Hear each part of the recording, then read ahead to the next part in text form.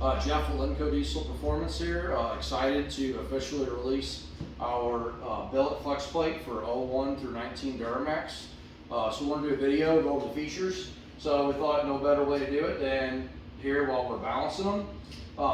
So what we do with every single Flexplate that we're sending out the door is spun up on our digital balancer here. Rather than just doing a percentage of every batch and calling it good, every Flexplate is spun up. If it needs to be, corrected, then we do so. So Gabe's in here balancing them. We'll go ahead and spin that one up. So again, like I said, every plate is spun up, and you will have the balance noted right on there. So over the years, we've done plenty of engine balancing, and we've always noted what we found. The factory Flexplates, they're considered neutral balance. Every one we ever spun up was within 1 gram. We've also spun up some competitors and found everything within 1 gram. So that's our tolerance, less than 1 gram. So as close to zero balance as you're going to get realistically. You're going to be down around the 0.2, 0.3 ounce inch range at less than 1 gram. So we spin them up. If they're outside of the 1 gram tolerance, then we remove weight from the mill as needed. So you might get one, you might see one small, like 1/2 inch hole milled in it, but more times than not, they're fine. We've put a lot of time engineering them, so did several beta batches before we got to our final release here. So as you see, this one here is very good. 0 ounce inch, 0.02 grams. So, I mean, you're definitely not gonna get any better than that. And with being that close tolerance, you could spin that thing up again and it might jump up a couple tenths of a gram, but so very good balance, which means it's not going to affect the balance on your engine in a negative way. So that's why, as I said, every one of them you're going to see what we noted on the balance. So as far as the factory Flexplate, the reason this design came about was the factory Flexplates are very weak. You have to keep in mind 100% of the torque output of your engine is transferred through this plate to the torque converter and to the wheel. So as you turn them up, making more power, more torque output, it's all going through this. You see this one here, this was removed off of a LB7 in our shop just a couple weeks ago. Came in for trans install, pulled the trans, and you see what we have here. So this was an LB7, stock trans, stock air, stock fuel, just a tune, and cracked to hell. I mean, almost cracked in half. This thing, I could probably twist it and it would fall apart. So cracked from the outside through the balancing holes where they remove weight, all the way through the center and out the other side. So there's about 1 inch of material there holding this thing, keeping it from being 2 pieces. So the OEM, there's no lid links with it. Another issue we've seen with the OEM on the early trucks, 01 to 05, they have the weights, instead of removing weight, they would add weight on the OEM, and they weld the weights on the face of them. Well, we've actually seen with the solid billet cover where these weights will interfere with your converter, and you torque it down and it's going to bow it, and then it's definitely going to break. So the 01 to 05 trucks where we've seen the most issues with cracking like this and with the interference of weights. But obviously the torque output is much higher on new trucks, especially L5P. So a very weak link, which is what led to the design of ours. So on our Flexplate, it's 30% thicker than the OEM. So it's machined from solid billet, so it's better quality steel, and it's 30% thicker. Obviously, you can't go too much thicker because you got clearance with your converter and the flywheel, so there's only so much room to go. But 30% thicker, better material. Our center of ours, our center's solid. So what I mean by that, the factory one uses a washer, and competitors also use the washer. Our center is solid, does not use the washer. It's 2.5 times thicker than the center at the mounting area. So we've done away with the washer, and by doing away with the washer, that enabled us to engineer ours to where the center is the exact thickness of the OEM plate plus the washer. The reason we did that, full thread engagement of your bolts. So if you add a 30% thicker flex plate and then go using the washer, you're losing about 10 to 15% of your thread engagement. And we all know Duramax flex plate bolts torque to 250 to 300, depending on if you're using OEM or aftermarket bolts. So that 10 to 15% of thread engagement is very important. So again, 2.5 times thicker center than OEM, no need to use the washer. We re-engineered the radiuses. We went ahead and stepped down on the inside diameter here. We went ahead and stepped down to our thickness on the rest of the plate. We re-engineered the radiuses for better strength because we did not have to match the OEM washer. So overall stronger design.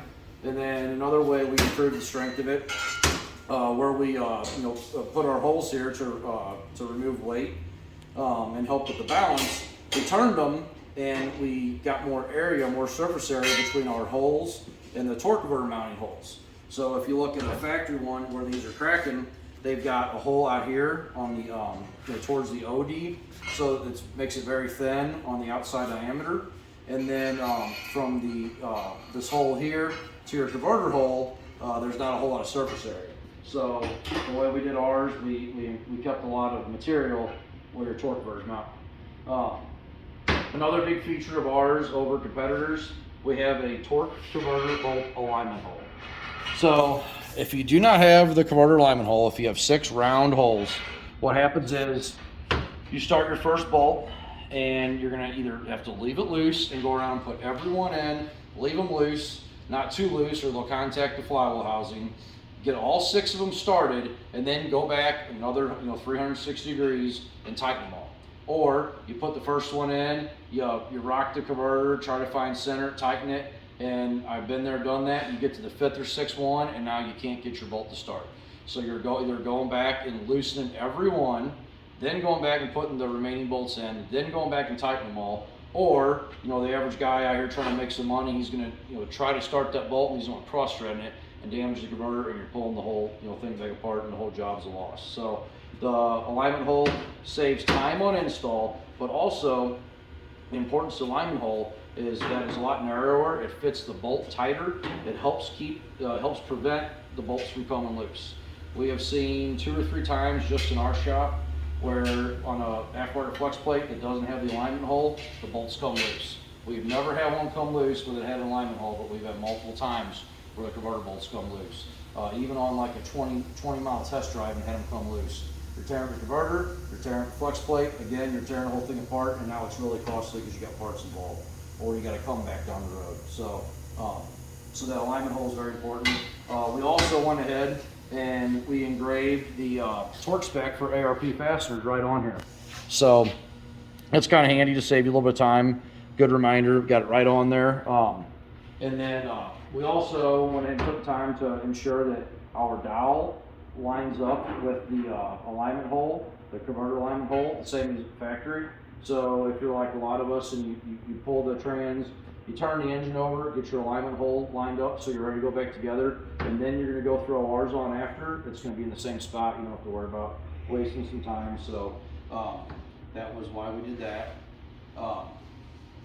And then the pilot ID, we have a little bit tighter tolerance on the inside diameter where the flywheel pilots on the factory flywheel.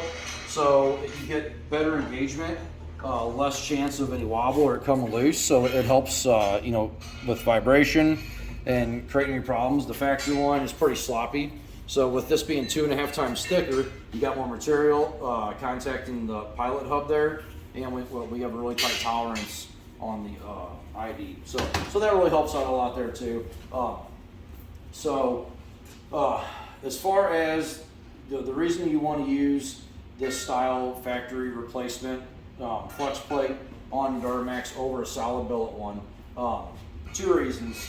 Our design it's obviously stronger, but it does still flex somewhat. It'll absorb some of the ballooning and some of the load from the torque converter. So improve thrust bearing life on your engine. But also the factory flywheel, spinning them up, balancing engines, we have seen as much as a 25-gram variation on the same generation Duramax. So like an LBZ, spin up 3 or 4 factory weighted flywheels, we've seen up to 25-gram difference. So you can buy the best quality solid billet flex plate in the market and throw it on there, and it could be 25-30 grams different, which is going to throw off the balancer engine, could lead to vibration. So with ours being 0 balance, it won't affect the balance of your engine. So that's another important feature. And then last thing I wanted to go over is, this is not intended for competition use. Not that it can't be, that's not what it's intended for. This is for street trucks up to 1,000 horse, looking for long life out of the engine. So we did not put an SFI rating on this. The main reason we did not, the ring gear is on the Duramax is on your flywheel. And you cannot SFI approve a plate that does not, when the ring gear is not attached to it. So you can't get an SFI rating on this ring gear because it's a press-on ring gear. So if we were to put an SFI, if we were trying to get this SFI approved, it's false and it's misleading and it could lead to you losing your foot. So yeah, this is not SFI approved. We had no intention of that for good reason. So I think that pretty much covers it. They're also black oxide coated for long life. So, the main purpose of this, the intention is for street trucks, like I said, up to 1,000 horse. We've got several trucks making 1,000 or a little more with these, been running them for 6 months or better. Again, like this will not affect the balance. So if you're doing a trans install, you can throw this on there, not have to affect the balance. If you have an L5P, I would highly recommend doing the Flexplate. The torque output of L5P with just a tune is enough to overcome the strength of the factory Flexplate. So it's easy to install. You're already in there. Highly recommend them. So snatch them up.